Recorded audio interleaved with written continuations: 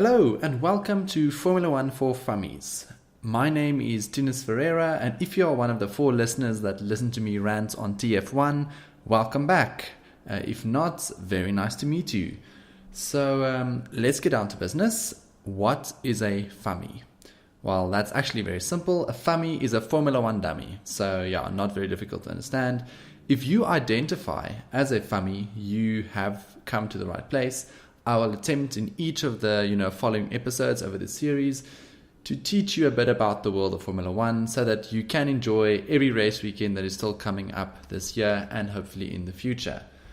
I think it is obviously nicely appropriate to have our first episode here before the Monaco Grand Prix, which starts, testing is actually today or on the Thursday that we're releasing this episode, which is obviously the most well-known race in Formula One. So I do invite you as a Fummy to enjoy the race with us over the coming weekend, and hopefully you learn a few things along the way as well. Since this is the first episode, I think it would be best to probably just start off by giving an introduction to Formula One and I guess provide a summary of the plentiful moving parts that make up the sport. So let's begin. Firstly, let's say it will probably make sense to start with, just discussing what is Formula One. Now, other than the that you hear on the TV every Sunday afternoon, Formula One is probably the crown jewel in the international motorsport. It is the most prized motorsport championship that you can probably win, especially in Europe. I know in the United States you have NASCAR and the IndyCar series, which are also very popular in the US, but not necessarily that popular everywhere else. So from a motorsport perspective, Formula One is probably the most prestigious series in the world and most prestigious competition that you as a race driver or as a team can participate in. Well, it's a four-wheel car racing series, obviously, and it's single-seater, which is important to know. So you can only fit one driver in the car, and it's the absolute pinnacle of speed and development in terms of motorsport and in terms of just the automotive industry in general. There are so many sort of features that we now take for granted on our road cars that were actually initially thought of by Formula One designers and by Formula One teams to actually improve their vehicles. So really it's been a large part in the overall automotive industry, especially over the last, let's say, 50 years or so. So obviously you when you watch a Formula One race, you see that there are different teams in Formula One.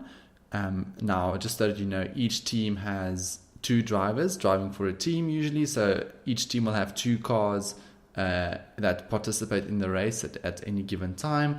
And then usually they have a sort of reserve driver, so that if one of the 2 drivers for the team can't participate in the race for any reason, then they have another driver that can step in and participate in the race for them. So obviously if you have drivers and teams in the race, you have 2 separate competitions or championships, if you can call it that, where you have the Drivers' Championship. So in other words, where drivers compete against each other, so in the team itself and against the other teams, to score the most points over the year or over the season, and to then finally win the Drivers' World Championship at the end of the Formula One season for the driver that has collected the most amount of points over that season. And then in the same time, you also have the Constructors' Championship. Now, the Constructors' Championship is a competition between the actual Formula One teams. So then, therefore, each of the teams that can amass the most points over the season will therefore win the Constructors' Championship. So there's sort of like a bit of a compromise that you have to settle on between, favoring one driver in your team and favoring both of the drivers in your team, and then making sure that the team scores the maximum amount of points at every race, and sort of not allowing, let's say, drivers to necessarily always do what they want. So that's a very interesting dynamic that I'll probably get into a bit more in one of the following episodes, where you sort of need to balance the whole driver priority versus team priority at every race, and it can lead to some very interesting situations, which I'll obviously discuss a bit later. Now, most of you, even if you are a Fummy, you'll probably know some of the really world famous drivers. Michael Schumacher is probably the most famous Formula One driver of all time. He was obviously a big legend. He came from Germany. He won 7 Drivers' World Championships, which is a record still today. You guys might know about Lewis Hamilton. So he's sort of like the current biggest driver. He's won 5 World Championships. You guys might know Fernando Alonso, or Max Verstappen is a new up-and-coming guy.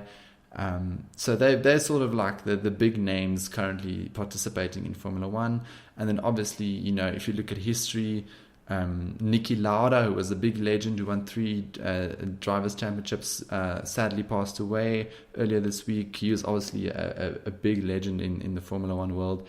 And then also Ayrton Senna, who was, the Michael Schumacher of his time in the late 80s and early 90s, where he was, horribly killed in an accident during the San Marino Grand Prix, or the Italian Grand Prix, in 1994.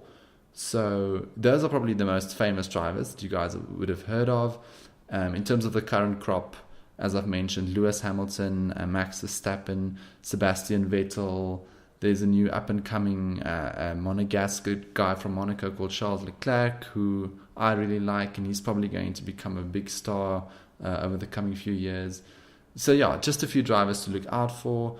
Hamilton drives for Mercedes, Verstappen drives for Red Bull, and Leclerc and Vettel drive for Ferrari, which I guess we can then quickly discuss the most famous teams in Formula One. So obviously, the big team that's currently dominating the sport is the Mercedes-AMG Petronas team. They have this very, very nice looking sort of silver car with, blue highlights throughout. They're very recognizable, and if you watch a race, you'll obviously see them quite quickly. So Lewis Hamilton is their main driver there, with Valtteri Bottas being the other driver. So 2 drivers in the team, as I've mentioned.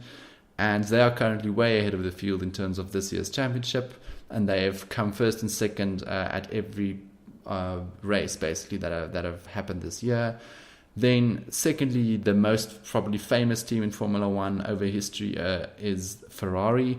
Ferrari have participated in every single Formula One race in history, and they have this incredible heritage and incredible passion for the sport.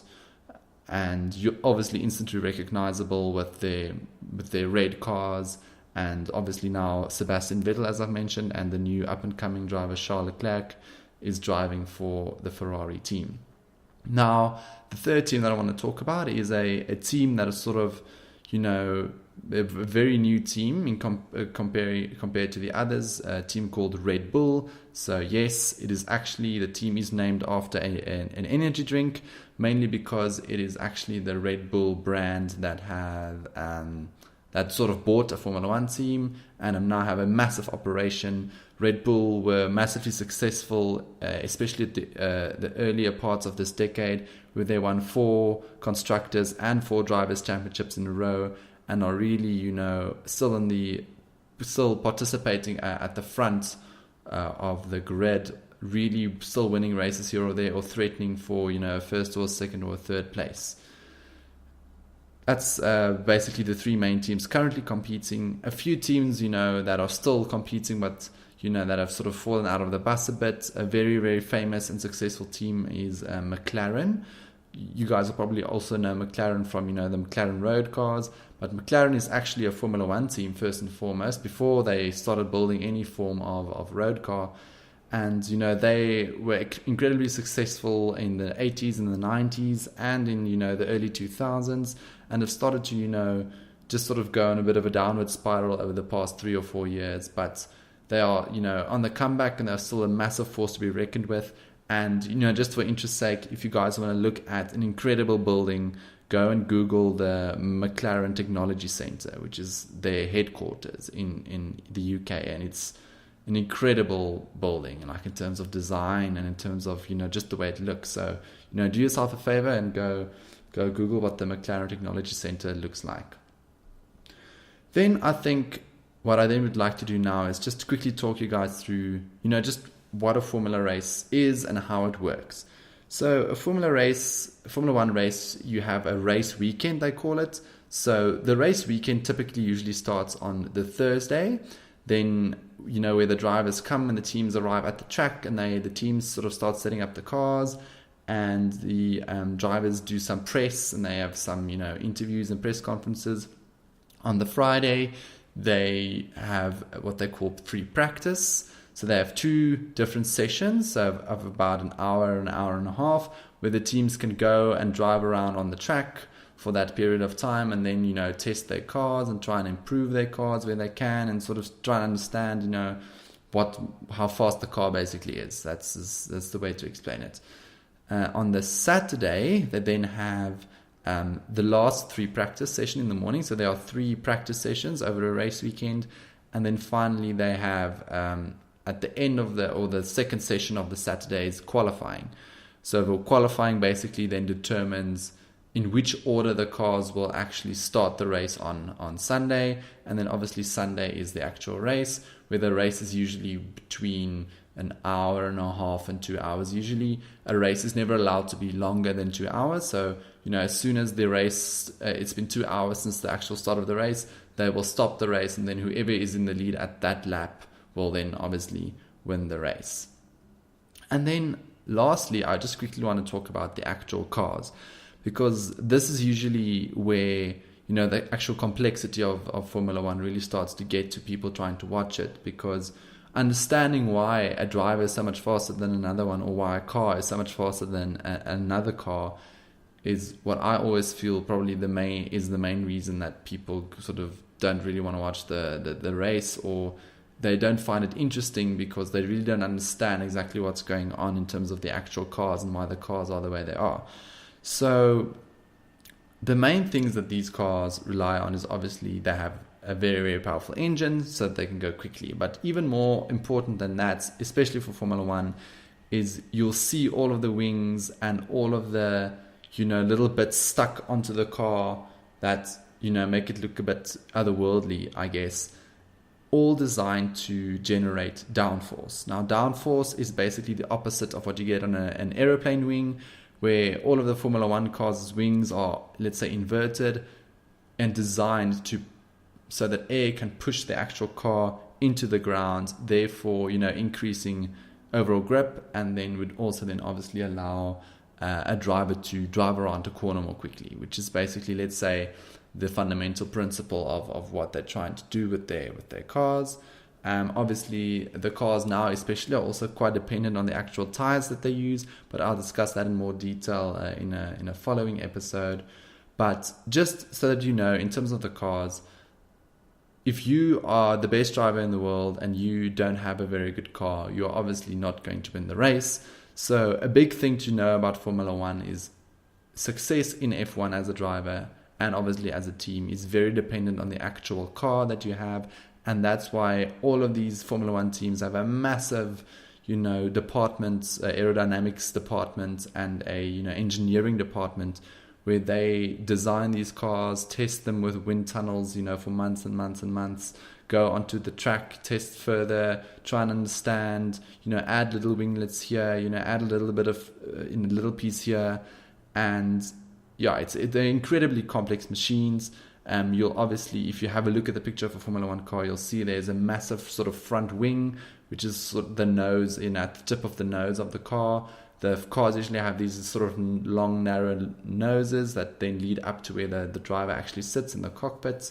You'll see, obviously the front wing, which is designed to press the rear of the car into the road, and then all sorts of interesting bits and pieces along the sides of the car, which they call the barge boards. But I'll obviously discuss those in a bit more detail at a later episode.